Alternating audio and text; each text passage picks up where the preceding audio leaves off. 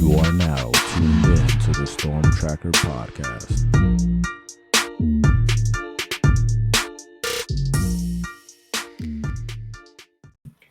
Welcome back, family, to the Storm Tracker podcast. I'm Marcus Benjamin, chilling with my guy Frank Tucker, representing the Crib, South Florida. This is our weekly podcast at the Crib, where we talk Miami Hurricanes football and recruiting. Make sure you subscribe to this podcast on all platforms. Also, subscribe to the website, canescounty.com, for free. Use the promo code Miami30. And we'll talk a little quarterback talk. And now that, Miami has added Reese Poffenbarger to the roster. And, we'll also just kind of talk about the transfer portal in general. But first, I want to talk about the big news of this week, which in college football kind of shook the college football world, is Nick Saban calling it quits, man. The GOAT is retiring from coaching college football. And when I first heard the news, I was somewhat shocked myself, because, they had a pretty decent season. And you could argue that this was probably one of his best coaching jobs of the year, considering everything that was kind of going on. Milroe, the quarterback, was kind of going through some growing pains, I guess you could say, as a quarterback, but they were able to still end a 29-game winning streak of Georgia and get to the college football playoff and almost beat the eventual national champion. So they were basically an overtime away from getting back to the championship game and also winning it all. And I know you're a big fan, Frank. I mean, I don't know if you remember, but when I first met you, bro, it was like at some kind of all-star game or something like that, and you had an Alabama hat on. And I was just like, why the hell do you have an Alabama hat on? And this is like before I knew you at all, and he was like, oh, because I love Nick Saban, he's the GOAT. And I was like, one of these guys. one of these, what's the dude? What does he say? I don't give a piss about anything but the Tide guys. Willie. Yeah, like Willie. And I was like, damn, because me being a Dolphins fan, I'm still kind of bitter about Nick Saban leaving the Dolphins, years back, saying, oh, I'm going to be the Alabama coach. And a week later, he takes off to Alabama. So still a little bitter about that. That's like the feeling that I have when Michael Jordan kind of retired, because I was like, kind of like, damn, this dude is like dominating. He's winning all the time. Let somebody else win already. I mean, you probably a little too young to even remember who Michael Jordan is, besides the shoes or whatnot. But after he retired, I had a more appreciation for him as a player. And that's how I feel right now about Saban as a coach. But in regards to the Miami Hurricanes, man, what do you think this means for Miami? And just what are your thoughts overall about Saban calling it quits? I'm shocked, obviously. When I was a high school coach, the one guy to look up to in what you're referencing, it was Nick Saban. I never took pictures with guys, really, but if there was like one guy that like had me starstruck, it was Nick Saban. Just because, just his dedication. Like you wanted to, like, his ability to get his players to do exactly what he wanted him to do, his ability to identify talent, him just being about his business.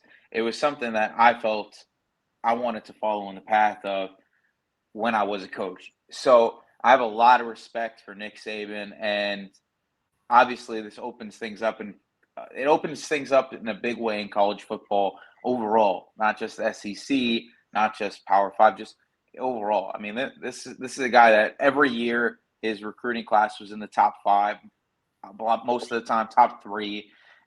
He was grabbing elite guy after elite guy. This creates shockwaves throughout recruiting and college football in general. I mean, even this year, he won the SEC and was in the college football playoffs. So he was doing it at a high level all the way until the end. They were even saying after he announced, he was still coming into work, right? He was interviewing assistants and he was still helping with the transition of the program, like just an absolute workaholic. Now, where I think that it's going to make the biggest waves for Miami is going to be the fact that I think Mike Norvell could end up being the next head coach at the University of Alabama. I do. Yeah, Mike Norvell. I think if I had to put my money on a guy, I think it's Mike Norvell that's going to be the next coach at Alabama. They Not missed Dan out. Lanning. No, Dan Lanning came out today and said that he's staying. Really? I don't think. I missed that. Yeah, and I don't think Steve Sarkisian's going to leave Texas. I don't think that they're going to offer Dabo Swinney. I don't think he's been coaching to the level that they have a standard of at Alabama, transitioning from Nick Saban. And I don't think Lane Kiffin is serious enough about his duties to be able to be the guy that replaces Nick Saban. It's just a total clash of methodology that I think he wouldn't be a fit in what they want in Alabama, despite his experience in Alabama and his success at Alabama. And the way he has helped build back that Ole Miss program to multiple double-digit win seasons. But overall, I just feel like with the issues that Florida State's having with the ACC right now, the fact that FSU's still struggling to recruit, like they're still not a top 10 class in recruiting the high school ranks. Like they do a great job of grabbing transfer portal guys, but it's still not Alabama in recruiting. And I think that the resources that he would have at his disposal at Alabama and the team that he would already have in place, I think that it would be an easy plug and play, type move for Mike Norvell to go there to be able to compete for national championships and the highest level. He's probably going to get paid more money at Alabama than he would at FSU. And I think he's done an excellent job going 13-1 in this past season at Florida State. But if you're a Mike Norvell, you got to think about the possibilities of what Alabama brings to the table. And I know people are also going to say that Mario Cristobal could be a guy that they end up calling. Obviously he had a lot of success as the offensive line coach and assistant head coach at Alabama under Nick Saban. And they do have a very similar demeanor to how they approach their coaching duties. Very much about their business, elite recruiters, just overall head coaches that expect greatness from their staff. And it's all about coaching and nothing else. So obviously that would cause some waves for Miami as well. But I think that the biggest waves could be the potential of Norvell leaving Florida State and maybe opening things up even more in the state of Florida for Miami, because Florida is on a complete downturn. UCF never really lived up to the potential of what it could be. They're doing okay right now, but that transition to Power 5 has been slower than realized. And I think that Miami could end up being the top dog in the state if things end up shifting the right way. Miami's already the top dog in the state when it comes to recruiting. If you look at the rankings, man, and if that does happen, I don't think it does. I just feel like they probably get a better guy than Norvell. I mean, I'm not a huge fan of him as a coach. I think FSU did well in the transfer portal, and I think that's why they were so successful. And they had a veteran quarterback, before, of course, he got injured. And I think, those are the reasons why he was successful this season. But I can't see him going to Alabama. I just can't see Alabama paying that guy. But what I do think how this benefits Miami is that the Alabama recruiting juggernaut is going to go downhill from here, because let's just be honest. If any coach decides to leave a program, they're going to go downhill in recruiting. And this is Alabama, and this is Nick Saban, the GOAT. So Georgia obviously is one of those juggernauts. Texas is now one too, and Ohio State is as well. Those teams just kind of stay at the top no matter what, as far as in recent years when it comes to recruiting. But Alabama also as well. So that just goes down, which means Miami can move up from their position above an Alabama and keep some of those guys that have constantly went. to Alabama as far as local guys are concerned. I mean, we've seen Ja'Cory Brooks go over there. We've seen Dallas Turner go over there. And, the list kind of goes on and on. Jerry Jeudy, Calvin Ridley, all these local players go to Alabama. They're not going to be pulling those type of players out of South Florida as often as they have been with Saban in the mix. I don't care who they bring in there. So that is definitely going to be a positive for Miami. But as far as the immediate impact, man, like when it comes to a Kevin Riley, who obviously flipped from Miami to Bama, and Zavier Mincey, who, Miami was kind of neck and neck to the end with Zavier Mincey. Do you see maybe those guys flipping back? And then other guys that Miami was even interested in that are on the Alabama roster, like a Richard Young, running back, Desmond Ricks, who is on the roster over there, Jacavius Rousseau, and then obviously for the 2025 class, Jaime Ffrench, who is committed to Bama. Miami very interested in the outstanding wide receiver who currently is a player for South Florida Express. Of course, one of the best 7-on-7 teams down here. So the immediate impact, what do you think will happen here? Do you think some of these Bama guys start to travel back to South Florida?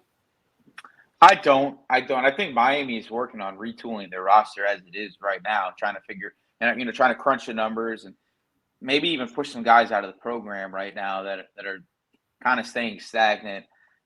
From what I understand, they could even be over that scholarship limit where they're at, and that they still probably need to bring in one receiver in and probably another quarterback, which we'll touch on in a little bit. But I don't see Miami adding anything more. I think that they've kind of filled their holes at pretty much every spot except for receiver and quarterback right now. You brought in a number of cornerbacks in this cycle. You have a majority of your corners coming back next year. You went and got 2 safeties now in the portal, and Jason Taylor's son, Isaiah Taylor, and then you added Savion Riley from Vanderbilt. The linebacker position is absolutely loaded. They added multiple defensive linemen out of the portal, not including the 8 guys that they added along the defensive line. So overall, I don't think that there's a need for them to just take something else from Alabama that's currently on the roster or in the recruiting class. Would it be nice to be able to grab a Kevin Riley, who you were pretty much all in on as RB1 in this class? Yes. Would it be nice to grab Zavier Mincey, who was probably the number 1 cornerback roster in your 2024 class? Yes. But I don't foresee either one of those options becoming available. Kevin Riley was a local kid out of that area, like right across the street, basically, from University of Alabama. So I think he ended up just choosing to stay home. And I don't think it was so much that he, opportunity wasn't there at Miami or it was a better opportunity at Bama. I think it was just the call of home ended up keeping him in the state of Alabama rather than him going to Miami. And Zavier Mincey, I don't know what happened there. But I think that he sees opportunity at Alabama. And listen, it's not going to be easy to get on the field at Miami at the cornerback spot, right? And he could actually look at it as even more of an opportunity now at Alabama to get on the field because you're probably going to have some cornerbacks leave the program through the transfer portal. So he might even be able to get on the field quicker. So I don't see them adding anything from this 24 class or anything through the transfer portal. It is intriguing about the potential of Jaime Ffrench to Miami in 2025. He has visited before. There is a relationship there. Miami, obviously is going to try to get him on campus, for that Battle Miami weekend where they're going to get their top, those top prospects down here in South Florida. He is a South Florida Express product over the last year and a half now. So he's going to be in the area, here and there. Plus, they just added his teammate for Mandarin, Derek Plaz, who they have a close relationship with. And obviously, you're recruiting, his teammate, in my opinion, the number 1 safety in the country for Mandarin as well. So there could be a little bit of a Mandarin pipeline there. And I do like the potential of where things are at with Jaime Ffrench. Would I like to see them go after Orion Williams? That would be a beautiful thing in my eyes, right? Because that would fill that receiver spot that you're trying to find in the transfer portal, right? He would be a guy who was a number one receiver in the country in 2025 and a top 5 receiver in 2024 as a reclass kid.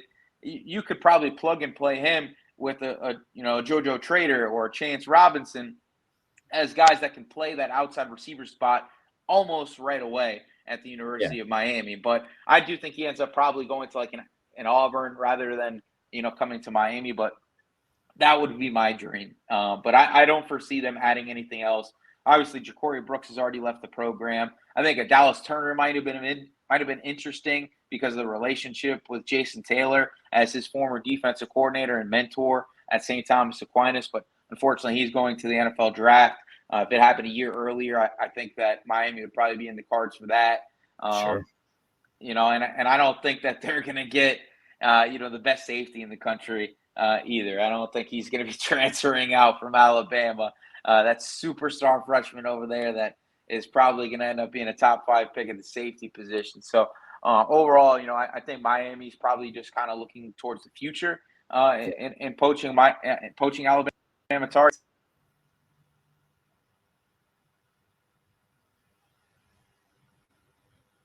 Looks like we lost Frank for a little bit. But yeah, I mean, it's disappointing to kind of hear Frank say that, Miami doesn't have a chance for all those guys, except for Jaime Ffrench in the 2025 class. Definitely excited for Miami's pursuit of that wide receiver going forward. But besides that, I do want to kind of talk about the quarterback situation where Miami did end up with transfer quarterback Reese Poffenbarger from Albany, the juggernaut that is Albany. They were able to snatch a quarterback who passed for over 3,000 yards, 36 touchdowns, 13 interceptions, ran for about 310 yards on the ground. But the question is, Frank, about this quarterback that Miami just added to the roster. Is he the answer for Miami's troubles at the quarterback position? I think he's more likely the answer in 2025 rather than the answer in 2024.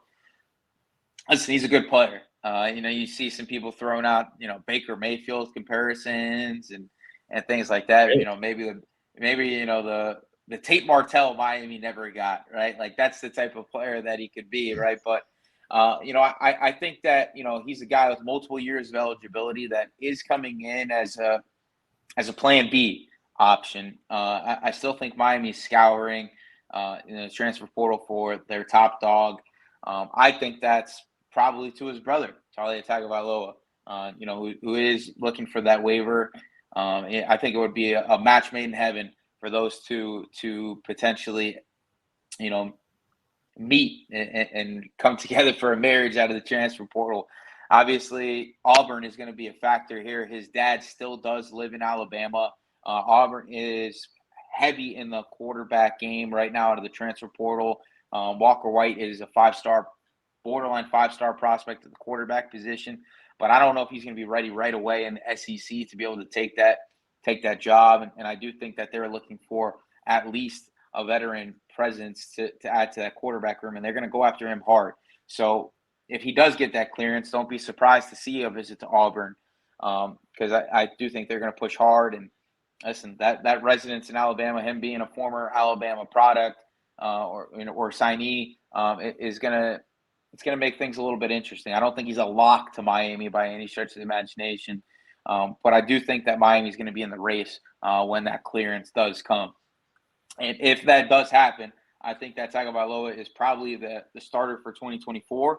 And then you have a quarterback competition between Reese Poffenbarger and Emory Williams, if Emory Williams sticks it out at the University of Miami.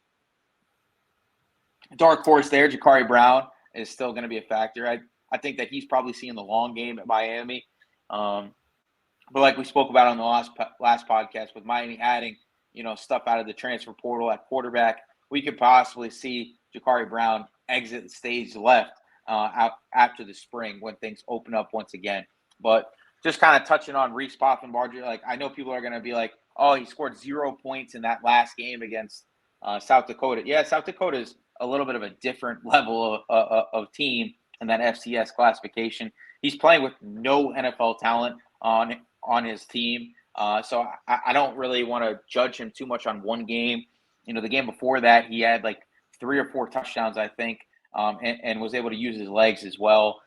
He's a 6'1", 215-pound kid who's a good athlete. He's accurate. You know, is able to make off-platform throws. He's your prototypical mobile college quarterback. You know, that can make some plays and things happen. He's got a little bit of swagger to him. You know, everything you see, you know, on his highlights is him bringing energy to the table. His teammates are always celebrating with him. So obviously, there's a leadership aspect that he brings to the table. I love the addition because if you bring in Atalia Tagovailoa and it doesn't work out, this is a great backup option. Like Miami went into this season with only 3 healthy quarterbacks, and by the time bowl season came around, after the transfer of TVD and the injury of Emory Williams, you're basically begging Ja'Carri Brown to stay for the bowl game. Otherwise, you're putting a walk-on the field. Miami can't be in that position going forward. Like the quarterback room has to be, you know, solidified to the point where you have 4 or 5 guys in the roster that are able to play football in college football, right? Like it's got to be something that, like Florida State, if you look at the end of the year, they don't get into the college football playoff because their backup options are just not good enough to even keep TV ratings alive. Like all these things are rather important, right? So I think Miami's kind of looking at next season as an opportunity to really take a step up. The ACC is wide open. Florida State is not the same team that they were this year. Clemson is continuing to drop down on a seemingly daily basis. You could realistically win the ACC. And with an expanding college football playoff, you could sneak in, even if you have 1 or 2 losses by the end of the year, as a team that makes the college football playoff next year, right? I don't know about 2 losses, maybe 1. I don't know about if you win the ACC. But if you win the ACC with 2 losses, you got a chance to make it in. You know what I'm saying? If they win the ACC, yeah. But I thought you were saying they didn't win the ACC with 2 losses because I don't see that. But I'm saying if they win the ACC with 2 losses, right? Like you're gonna have to come in on the back end of it, right? Attrition does happen. You need more than one guy that can lead this offense. And listen, I like the fact that they added a guy with some mobility. I think that's something that was missing in the offense this year. You want a guy who has energy. That's something Tyler Van Dyke didn't bring to the table. I think this is like the total opposite of what TVD was. And I think that's why it's a little bit more of a breath of fresh air. This guy wants to be a Miami Hurricane. He's coming in with no guarantee. A lot of times, you know, in this transfer portal game, guys are almost promised the job when they come. Listen, I love the addition, even if it's from just a depth perspective. But really good get for Miami. I think that he's probably the backup next year, but with multiple years of eligibility remaining, this could be a really, really good get. Yeah, I like the addition from a depth standpoint as well. You know, I mean, you had to add at least a quarterback. You couldn't just be hoping that Tagovailoa it gets cleared in order to possibly even get him, because you know other teams out there are trying to get his services as well. But I guess, you know, from the original question, you know, people want to know, like, is this the guy? You know, is this the guy that's going to take this team to the next level? And I said, like, all last year that this is a capable football team. You know, this was a team with a lot of talent on it. And yeah, you lose some talent to the NFL this year, but you're kind of reloading. And I think they're going to continue to build through the transfer portal. So I think this is going to be another capable team going into 2024, especially because they're solid in the trenches. And they added some skill guys through recruiting that could definitely make an immediate impact. And the skill guys that are on the team can definitely make some plays as well. But people had either a really good reaction to this, or most probably had a bad reaction because he's from Albany, Frank. He's from FCS. There's like only a few players that really are like turned out to be really successful quarterbacks from that level. So the question, I guess, is this team ends up 7-6, right? And next year, all fans kind of want this team to take the next step. And the next step to me is 9 wins or better. Can Poffenbarger get this team to 9 wins or better? I guess that's kind of the bottom line. Or should they just be hoping that Tagovailoa is added to this team to possibly get to 9 wins? Yeah, you definitely got to hope for Tagovailoa. I don't, like I said, I don't think that Reese Poffenbarger is the answer right now. I think that you get him acclimated to the Power Five level, right? He does have some really good experience. He was, I tweeted out he was the most prolific quarterback in the FCC ranks this past season. And listen, I know it wasn't the quarterback position, but the comparison of Jared Verse making the jump up from the FCS rank to Florida State is something that did happen. And there was some success there. So it's not crazy to see a guy make a jump up in competition and do well. I think that Shannon Dawson's offense, which I think that it's going to show more and more this year that it's Shannon Dawson's offense and not so much what Mario Cristobal wants in regarding to the power spread, is going to shine through a little bit more, especially with the running threat of a quarterback. So I don't think that it's going to be such a crazy transition to where like we're going to be 7-6 again with Reese Poffenbarger with Poffenbarger. I think that he could lead Miami to 9 wins just because I think the team around him is good enough to help Miami lead them to 9 wins. Miami could have won 9 games this year realistically if you take just a few plays away. Right? Yeah. This is a team that was extremely capable of winning double-digit games this season. You were competitive in most of your losses, right? So overall, I think that, yeah, if he was the quarterback, could Miami win 9? Yeah. Do I think it's likely? Probably not, just because we don't know what he's going to do on this level. Miami does need to hope for a Tagovailoa or somebody along those lines. Say if Jalen Milroe decided to jump into the portal, right? Hypothetically, right? Just a hypothetical thing. Say if Jalen Milroe decided to jump into the portal. Like, you would want somebody like that. You want a guy with heavy experience at the Power 5 level, playing the big dogs, who has produced against the best in college football. And I think that's Miami's answer to competing for an ACC championship and 10 wins or more next year. Yeah, let's see how it all plays out, man, because Miami's just a quarterback away from being great. I mean, the highlights that I just played there look great, but that's against FCS level. I think the questions will be answered in spring. I think in the spring we'll really find out if this is certainly the guy. And if he can't beat out Jakari Brown or Emory Williams, then this is a miss. I think we can all kind of assume that he will probably beat those guys out and be the guy if they don't add another quarterback. But it's definitely going to be interesting to kind of see how this plays out in spring. That will be the storyline in spring. Miami did add safety Isaiah Taylor to the roster as well.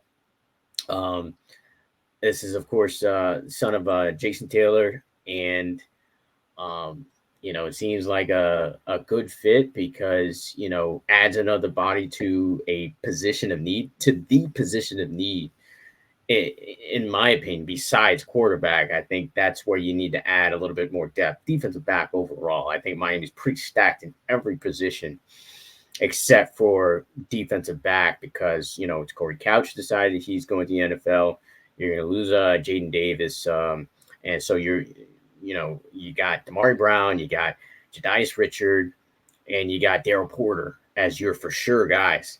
That will likely contribute next year as long as they're on the roster. So your thoughts on them adding Isaiah Taylor via the transfer portal? It's a good depth addition. I know people are going to scream nepotism and, why are they adding a guy like Isaiah Taylor? But he did play for an Arizona team that was pretty good this season. And he was a guy coming out of high school that played at St. Thomas Aquinas, had, a pretty decent offer list if you go take a look at it, that included some Power 5 schools that are doing really well right now. And, 5'11", 200 pounds, is a strong safety type player that played free safety in the box and at nickel at an almost equal level this past season for Arizona. And the year before was a 70 grade in pass coverage, meaning that he's capable in that regard. I think that he's going to help Miami more at that nickel spot or as like an overhang type backer a little bit more than he would as a free safety. I think he's a solid depth addition, especially as you get Zaquan Patterson acclimated to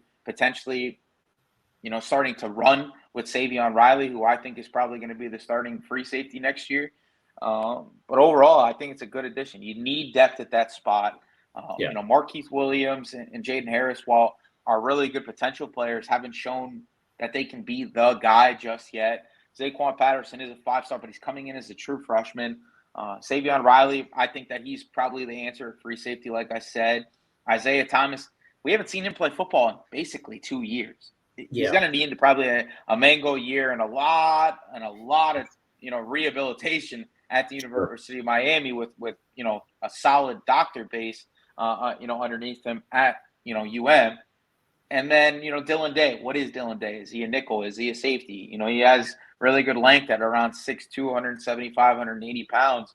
Who showed some ball skills, but what is his position going to be? What is OJ Frederick from St. Thomas Aquinas? Is he a corner? Or is he a 6'2", 175, 180 pound, 190 pound if he gets in a college weight training program and it works out early, of being a safety at the University of Miami? So overall, you got a lot of questions at that spot, and Isaiah Taylor kind of helps ease those questions and answer some of them, or kind of push those problems a little bit further down the road. I like the addition. I think it was much needed, and it's a guy that wants to be at Miami rather than needs to be in Miami. Yeah, definitely. You also have players like Demetrius Freeney that are going to be in the mix. Robert Stafford still on the roster, and I feel like I'm missing a guy. Caleb Spencer is the other player as well. If we ever see him at sea, he might end up being a linebacker. That guy, he might end up being a backer. He might end up being a backer. So that's one that's built like tough. A linebacker for sure, but that linebacker room is already pretty deep, though, right? Yeah, it is. But hey, and we've seen athletic backers with decent length and some coverage chops end up transitioning into the box and doing really well in college football. So I think he could be a guy to just watch it. That, like, very similar to what I said with Isaiah Taylor, kind of like an overhang backer. He's very much a strong safety type guy. So we're gonna see. We're gonna see that. It's not a heavy room in regards to cover guys. Like, you got like three guys that can truly fill that free safety spot right now. Obviously, Richard and Damari Brown are 2 guys you can watch that they could get reps in the spring at safety just in case. Like, they know what they're doing at corner in this scheme. Obviously, they had solid redshirt freshman and freshman campaigns. Overall, I think that they're going to probably cross-train at least a couple guys, like you said, a Robert Stafford, maybe Demetrius Freeney if he makes it out of the spring on this roster. Overall, like, they're going to have to cross-train some guys to play that free safety spot because right now there aren't many, and I think Isaiah Taylor helps with that as well. Absolutely. One other guy I'm not sure if I mentioned or not, but Ryan Mack, who was outstanding at the UA All-America game, could make some noise as well in that DB room. But spring is going to be interesting at that particular position, defensive back and quarterback. Those are the 2 positions to really watch coming up in spring. I know we're weeks away from that, but never too early to talk about it. But that's going to wrap it up for the Storm Tracker podcast. Make sure you subscribe to CanesCounty.com for free. Use the promo code Miami30. And also subscribe to this podcast on all platforms. Also subscribe to this YouTube channel live from Canes County. Until the next episode.